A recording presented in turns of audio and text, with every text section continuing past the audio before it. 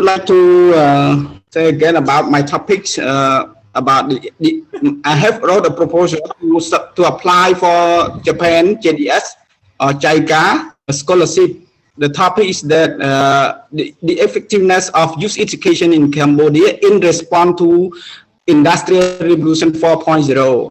This topic have accepted by Hiroshima University. I have interviewed by professor from Hiroshima and they accept my topics. I have a little bit change about my proposal. So what I have wrote is that how the big question is that what are we doing now? What the Ministry of Education and Sport are doing now can help our students, especially grade 12. We finish from grade 12. Can see our strategies and everything that we do now can help our respond well to IO 4.0 situation. Like we know that in 21st century, everything changed very fast, unexpectedly, all this COVID-19. Please lower your voice. Yes. It's loud. It's so loud. Yeah, a little too loud, but it's okay. Yeah, you could kind of. Okay. Yeah. Okay. Good. Okay. So the big issue is that how can we help our students know the way how to learn, not just the content in textbook, not just the content in document, but we teach our students all the way to learn by themselves. It means self-studies because everything changes very fast. We have no content enough for the student to learn, and we have no time enough for the student to catch the course. So the best way in my proposal is that we teach the student know the way how to learn.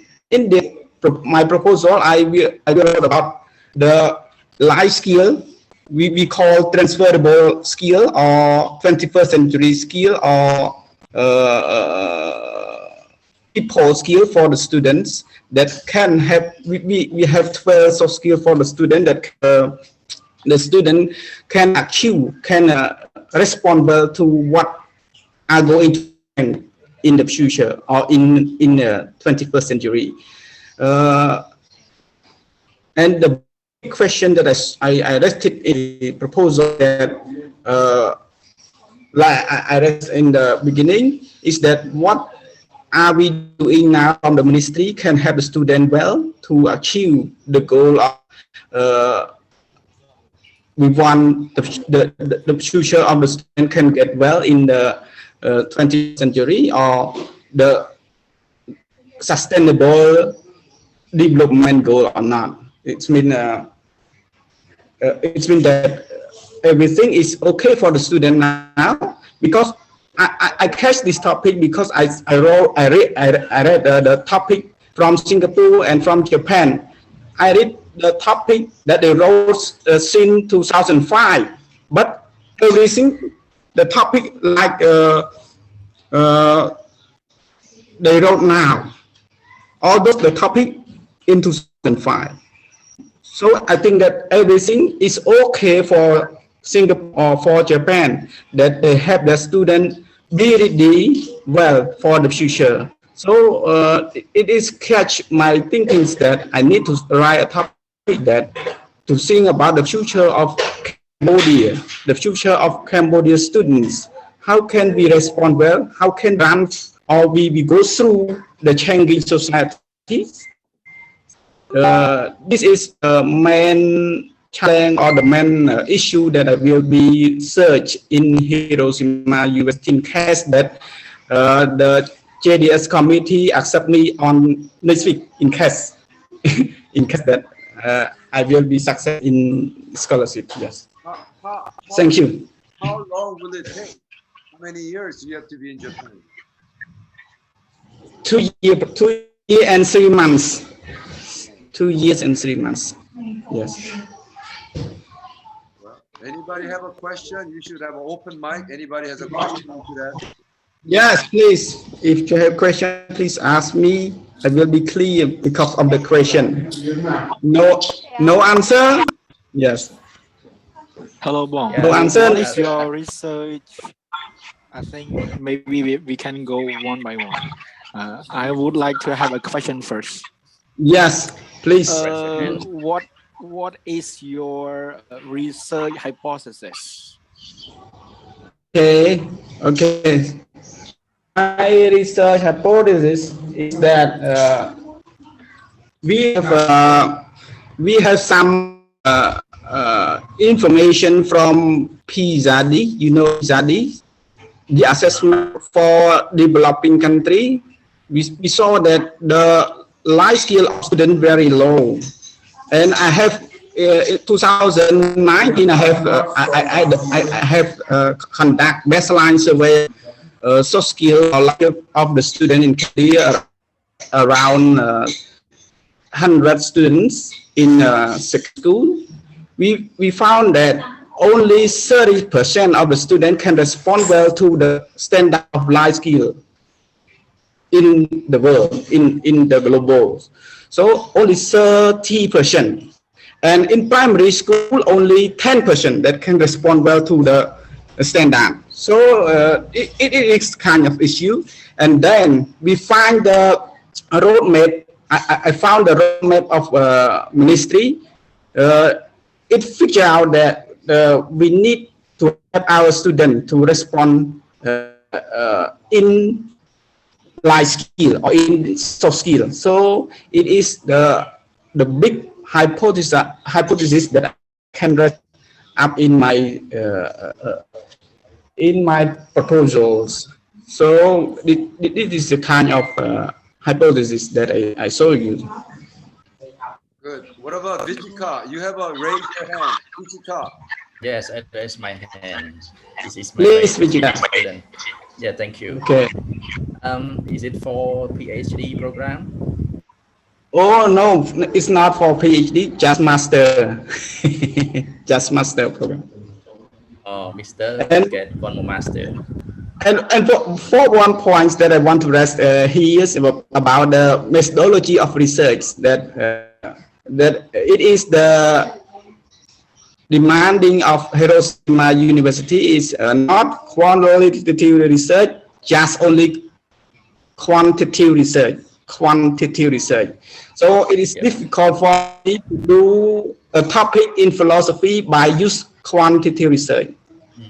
I will be learn more about how to search in philosophy by using quantitative methodology. I hope that.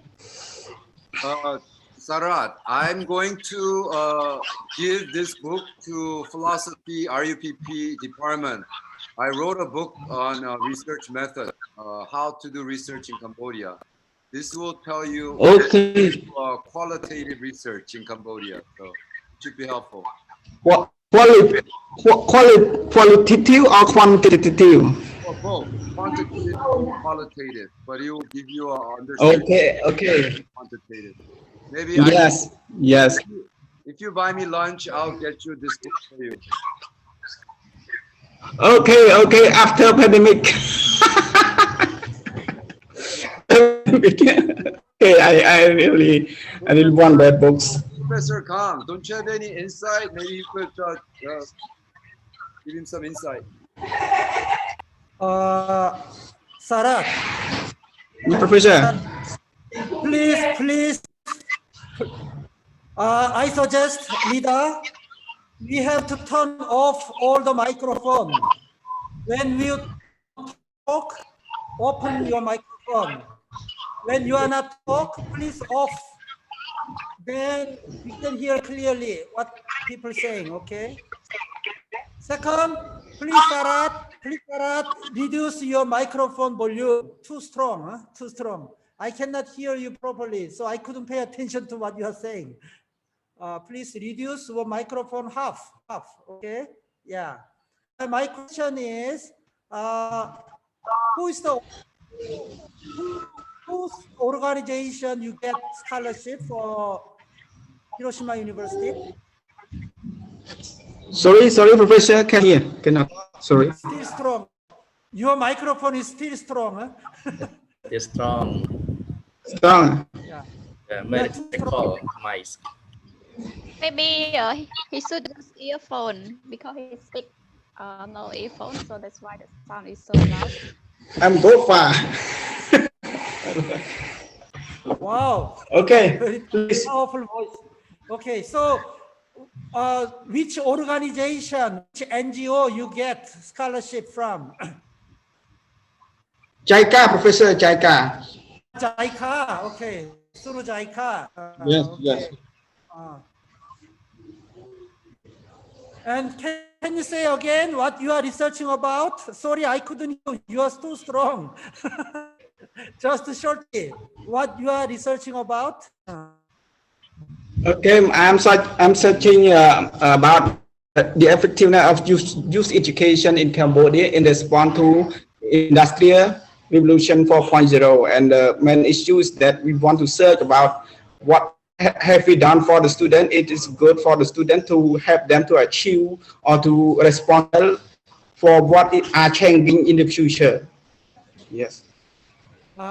Okay. So I think your research more practical instead of quantitative method, meaning that you will research of sociological approach, right?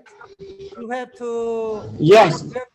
you have to research on the statistics of youth education in Cambodia, and Yes. some of that education affect industrial zone, right? Yes, that's right. That's right. So even though it is philosophy, you will research a lot on interview or statistics and sociological outcome already and analyze it in philosophical view, right? I use what we have searched in history. I use the data from what we have searched in what I have conducted the baseline survey in the Ministry of Education. I use it as the data for analyzing. That's great. That's great. I think it is and grateful for Cambodian education.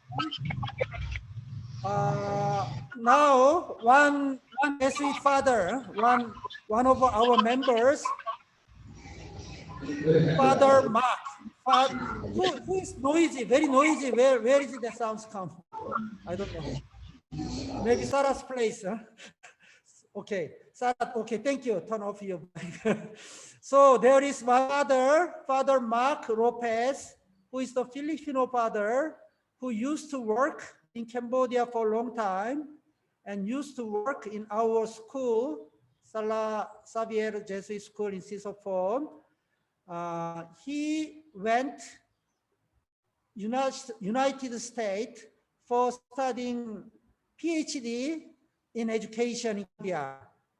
So if I can introduce him to you, maybe he can help you a lot because he is also teaching on youth education in Cambodia, very practical way. So recently I read his articles and it's very interesting, very interesting. For example, just the latest article of him last week, he shared about how this pandemic situation, our school in Sisophon doing online education, and that online education doesn't work in the poor area in Cambodia. So our school sent remote area, teachers went there and have kind of collective lesson very creatively. So he researched on that. And for that research, he used both methods, interview at the same time, reading a lot of books for theoretical background. So that is, he is PhD student and he's the father who already had a lot of education background. So he knows quite a lot how to handle. So Sarah, when you go to Hiroshima University, let me know what you are going to research, and then I can introduce the father Mark to contact you so that he can help you, and in the future, maybe you can work together. I don't know in where, but Okay, similar. thank you so much, Professor. Thank you. I will contact you about this. Okay. Great. I think Sarayot had a question, didn't you, Sarayot? Yeah. It looked like I forget my question. Okay. Yeah, very interesting. Thank you, Bongsarat, for sharing us. Yeah, actually, I heard you really mentioned about the soft skill or life skill of the student in Cambodia. So what age that you selected from the primary school until the college, or you just mentioned only the college student? Did you get my question, Bongsarat? Just grade 12, only grade 12. I will use as the data analyze about soft skill in Yeah, my. okay. And what question is, how do you measure the standard of soft skill for that student? I use a PISA standard from Okay. Please say us about PISA standard. I don't know because many soft skill, you know. I will share you about that. Okay. Yeah. Can I ask you again about what kind of main question that you willing to in your research?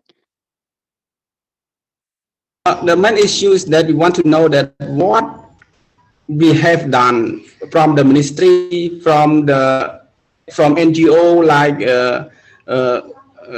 many stakeholders that do on education, especially on grade 12, can have a student respond well to the IO 4.0 or not. We will find that. Yes, we will find that.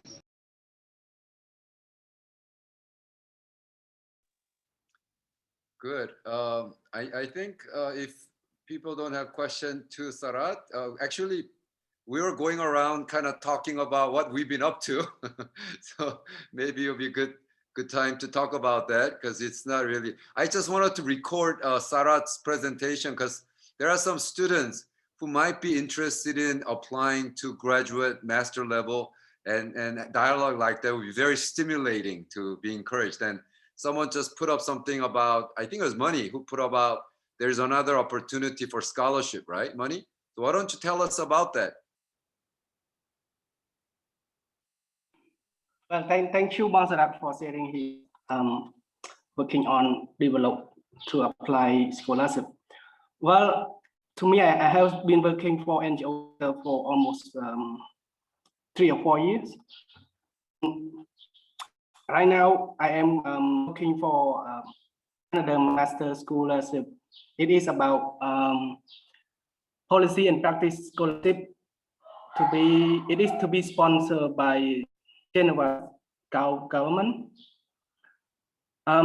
This school is aimed at build capacity at 2 professional NGO workers and other sector who has been working for common NGO and environmental and others area that he or she can apply. The scholarship take about 5 weeks in Bangkok. 4-month field research in Cambodia. For example, if I am in Cambodia and I will do research practically in here, and later we will have about 3 weeks in China to present the final research and the result of the thesis. It is not quite take long time to stay in overseas or other country, just short time period. For example, attend full 5-week full course in Bangkok, and then we can come back to Cambodia. We can also work at the same time. The thesis is required to do in a related job professional. For example, I'm working with environmental sector. I can select some topic related to my field work that it can be flexible for me, including I can work at the same time and doing research at the same time. It is also contribute to the objective of my work. It is the requirement from the scholarship requirement. They aim at if the thesis is a part of the objective of the organization. They can consider accept the candidate to apply.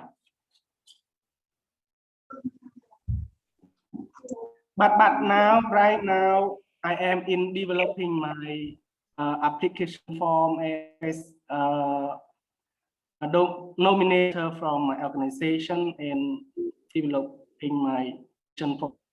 The deadline will be at 15 April. So if you are selected, the whole process, when would it begin?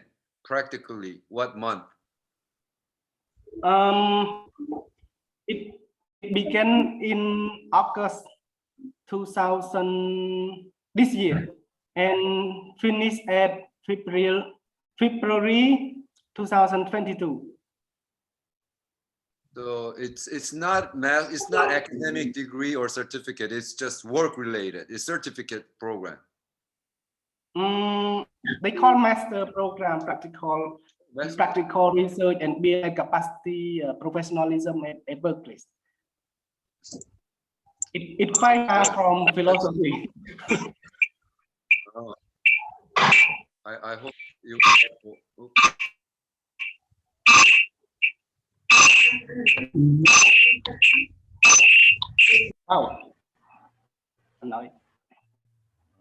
So, Father. Sarat, Sarat. Sarat sound, I think, make noise all the time. Yeah. I can nothing. Sorry, I can. Thinking. Okay. Professor Kang, why don't you share a little bit about that kind of, because I'm not really familiar with this scholarship opportunity. Is there a lot of these opportunities? Where can we get this information if you are interested in getting a further master or PhD program? Is there like a information center that we can get? Does RUPP provide that kind of information? No, actually there is no centralized information organization to support this, but usually diligent students find themselves. Yesterday, actually, at the Nisat Vichini School, Vichini Young, I think she graduated 2015. Yeah, I think Sri Roat's batch, maybe, I don't know.